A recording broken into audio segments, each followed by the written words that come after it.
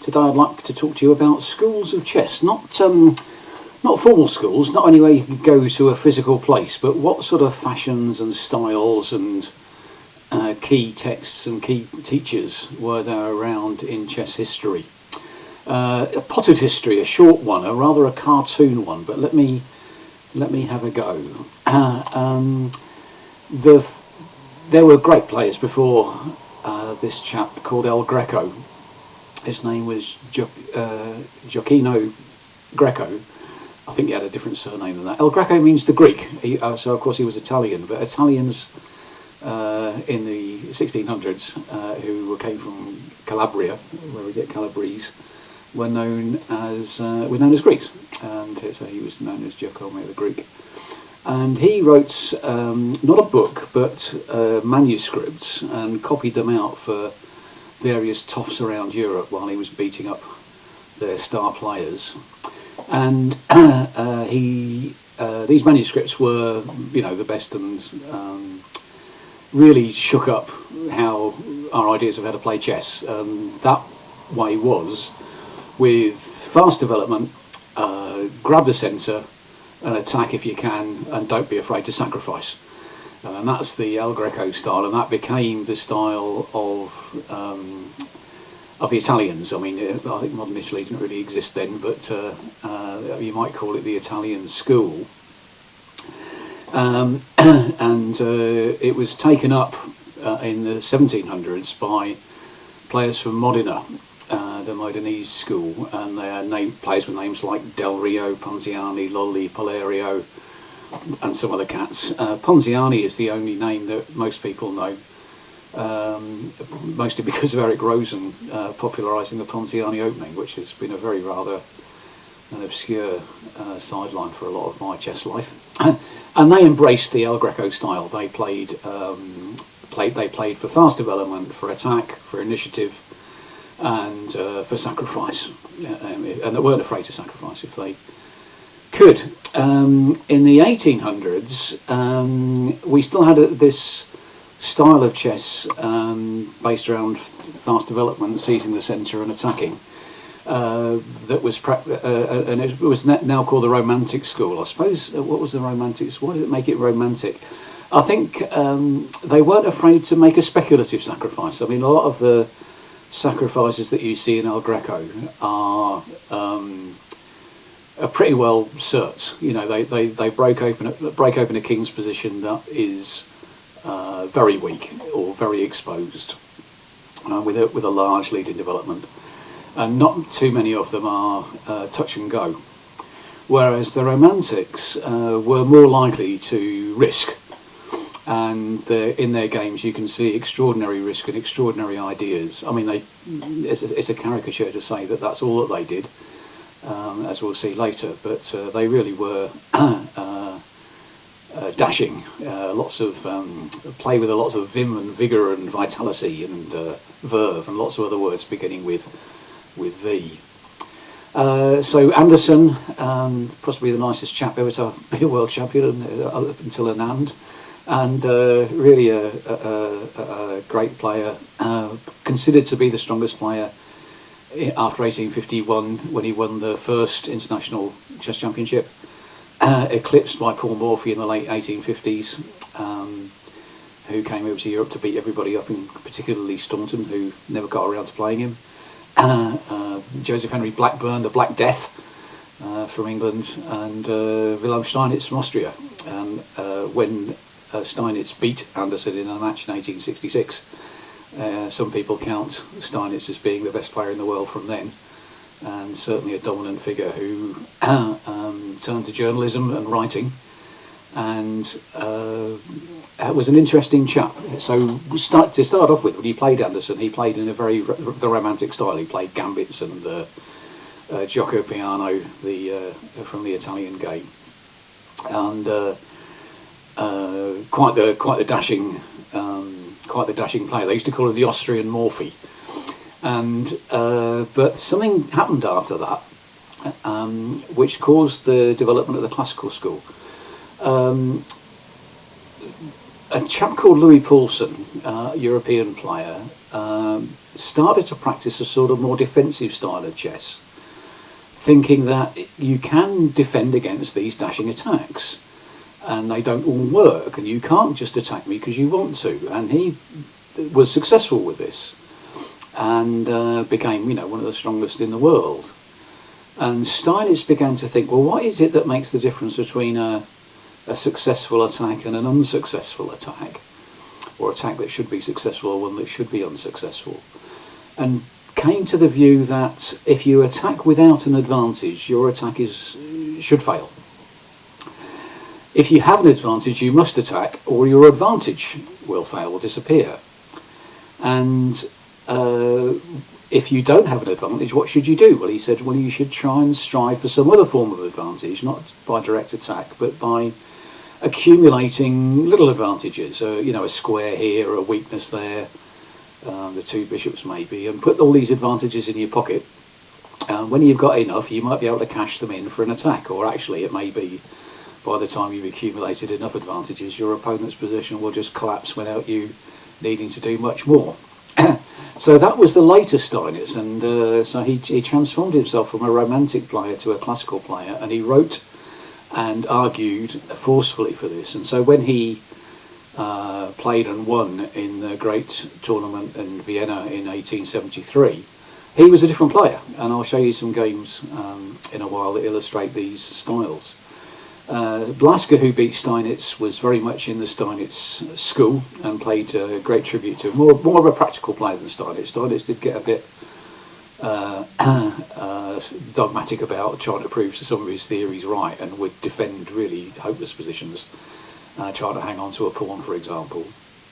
He believed that you could hang on, take a pawn and hang on to it, and sometimes took crazy risks to do so. And then the great German, another great writer and teacher, Tarrasch, who again rather in the Steinitz school, although played in a rather different style. He was rather fonder of a more active style of play. But that was the classical school, and that was dominant for a long while. And you can see the shift in the openings. I've written about this elsewhere, where you can see in the World Championship matches there's a move across the board from the King's Gambit to the Gioco Piano, and then Lasker was a great proponent of the Ruy Lopez, and then actually also to the Queen's Gambit, practised by Steinitz in Vienna in 73, often by Tarrasch. And it became, the weight of the argument shifted across the chessboard, and so by the time Alekhine and Capablanca were contesting the World Championship in 1927, it was all Queen's Gambits. I mean, I think 22 games were played out of some number, not much more than 22. And it was all Queen's Gambits, and it could get a bit dry. So this seeking for positional advantages of squares and files and so on, it did get a bit dry. But that was the style of the time. But before 27, there had already been a reaction against this rather dry classicism, and the hypermoderns. Teichmann said there is no such thing as the hypermodern school of chess, and it was founded by Nimzowitsch. And so other names that you'd associate with it: Reyer, Breyer, Grunfeld, Tartakova, and there are probably lots of other people who would be offended to know that I'd left them out. But theirs was a slightly different take on things, particularly the opening. Didn't contest the idea that the centre was important, but didn't think the centre needed to be seized and occupied, that actually you could hold back a little while in the centre and see what your opponent did there and maybe organise yourself differently. So rather than d4, d5 as an opening way, we could play d4 and then something else as black, knight f6 with the Nimzowitsch defence, or the King's Indian defence, or the Old Indian, or the Grunfeld defence, founded indeed coincidentally by Grunfeld. And these were approaches to the opening which said, yeah, centre's important, but we don't need to occupy it, we can control it, we develop our pieces quickly, but to influence the centre rather than occupy it. And that's so that new theory of the opening, and was very influential, and had actually come into being before this very classical 1927 match. Following the hypermoderns, I'm not quite sure what the key tenets of the Soviet school might have been, of which I mean that was the coming school. Botvinnik tied for first in the Nottingham tournament in 1936 and said, "Here we are." And post-war, he was the dominant figure, and in fact, up to 1963, he was still champion, although he'd dropped the championship a couple of times in between. And I suppose if you had to say what they were doing, it would be to say, we'll try and play, and this is also a motto of the hypermoderns, not according to general principles, but according to the principles or the ideas inherent in a particular position. And that particularity is what drove a lot of Soviet stuff. And also to say, yes, I might have a weak pawn on d6, for example, in the lines of the Sicilian or the King's Indian that they practice. We might have a weak pawn on d6, but what's going on the other 63 squares? Do I have enough dynamism? Do I have enough energy? Do I have enough ideas to make a nuisance, to be active, to even have and definitely have chances for a win? An unbalanced style of playing that took not a view about the particular weakness of a pawn here or there, but tried to get a feel for what's going on across the whole position. And they played in a very much more dynamic style, as Coles described in his book Dynamic Chess. Very much more dynamic, very much more unbalanced, very much playing for a win. And so some of the prophecies of doom in the classical era that said chess was getting played out and boring, really it got turned upside down in the Soviet era. And I don't know that there's many principles that have emerged since in chess thinking in the last 70 odd years that would be different. We've changed our mind about particular positions, but that idea of the Soviet school is definitely still the dominant way of thinking. So that's the story. That's the through line, as you might say, of the development of chess thought. And it's a cartoon, and it leaves out some stuff.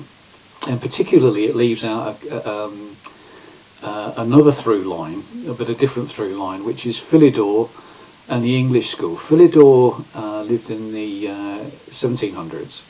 After Greco, but before the Modenese, and wrote a book called Analysis of the Game of Chess, in which he wrote a long sentence in French, which was shortened and translated into English as Pawns of the Soul of Chess. Philidor did try and seize the centre, but not especially with pieces. He was interested in getting a space gaining, a flexible pawn structure or a pawn position in the opening, and then backfilling with pieces after that. So get the skeleton, get the framework up, get your scaffolding up first of pawns, and then think about where you want your pieces. And he would use pawns and pawn advances in his analyses to show how things worked. And that more positional, more strategic, slower way of playing was a great influence on the English school of chess. Howard Staunton, Elijah Williams, Marmaduke Whipple, and Staunton beat a cat called Saint-Amand in a match in 1843, where he played the English opening for the first time. After which, Staunton's use of it led to the name. So it wasn't a hypermodern invention as much as an English one. And these guys did play in a positional style, and they would play the English opening, not just that, but also would play the fianchetto, a slow development of the bishop towards the side, and again try and influence the centre and occupy it later. Things that you might associate with a hypermodern movement. And in fact, this cartoon of this is how you play chess at this time, there are so many contradictions in that. I mean, for example, this idea that it was the Soviets that would put up with a weakness for the sake of activity. I mean, that was Tarash's defence to the Queen's Gambit all over. And Tarash is often derided as somebody who was rather dogmatic and inflexible. I mean, that perhaps describes his personality, but not especially his chess. And he would say, well, if you're frightened of an isolated queen's pawn, give up chess. You get plenty of space and activity for it. Let's go. Anyhow, so that's the sweep of chess history at its schools. And what I'll do now is just whiz through some games that illustrate, I hope, each of these schools and the way that they played. Hope you got something out of that. See you soon.